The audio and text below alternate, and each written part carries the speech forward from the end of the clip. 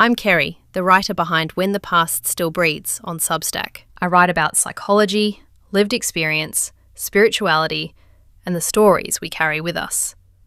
The moments, memories, and experiences that shape who we become. If you've ever wondered why you are the way you are, why you think, feel, and respond the way you do, you'll feel at home here.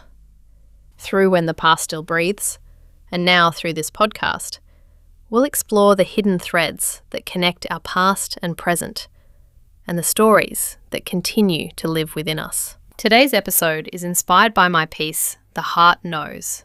This is a reflection on the quiet wisdom we carry within us, the part of ourselves that often understands something before our minds can fully explain it. In a world that encourages us to analyse, plan, and search for certainty, there are moments when we simply know.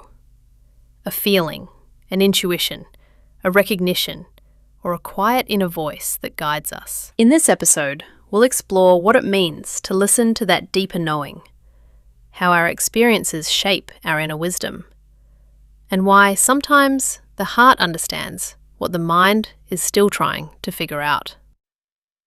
The heart wants what the heart wants. I believe that if something is genuinely placed within your heart, it is meant for you in some way. Not always in the form you imagined, not always in the timing you demanded. But the deepest desires of the soul are not random. They are clues, invitations, quiet nudges pulling you toward the life you are here to live. The challenge is that we try to control how it arrives. We grip tightly to expectations, timelines, outcomes, and imagined scenarios. We believe happiness will only come if it looks exactly the way we pictured it in our minds. Yet life rarely unfolds that way. In fact, some of the most beautiful things arrive through doors we never would have chosen ourselves. What is meant for you may come disguised as change, endings, uncertainty, redirection, or even disappointment. But the soul sees beyond what the mind can understand. The truth is, what lives in your heart is different to what lives in mine. We are not in competition with one another because every person carries their own callings, desires, lessons, and path. Someone else's success does not take away from yours.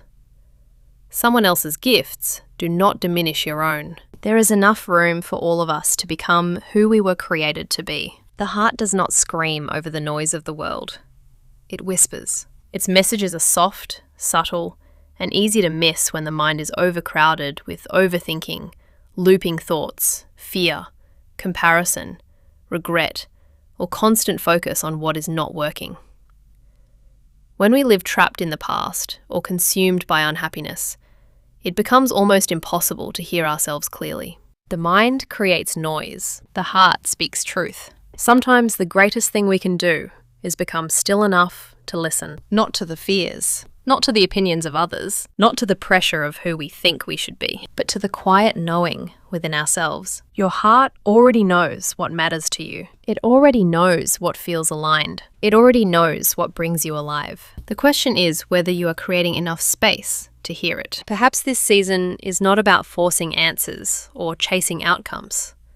Perhaps it is simply about trusting the whispers enough to follow them, one step at a time. Because what is truly meant for you will not require you to betray yourself to receive it. And maybe that is the real work of healing and becoming ourselves.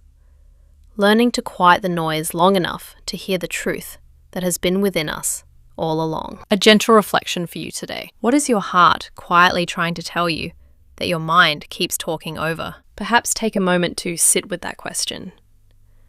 Sometimes the answers we are looking for are not found by searching harder, but by becoming still enough to listen. Thank you for joining me for this episode of When the Past Still Breathes.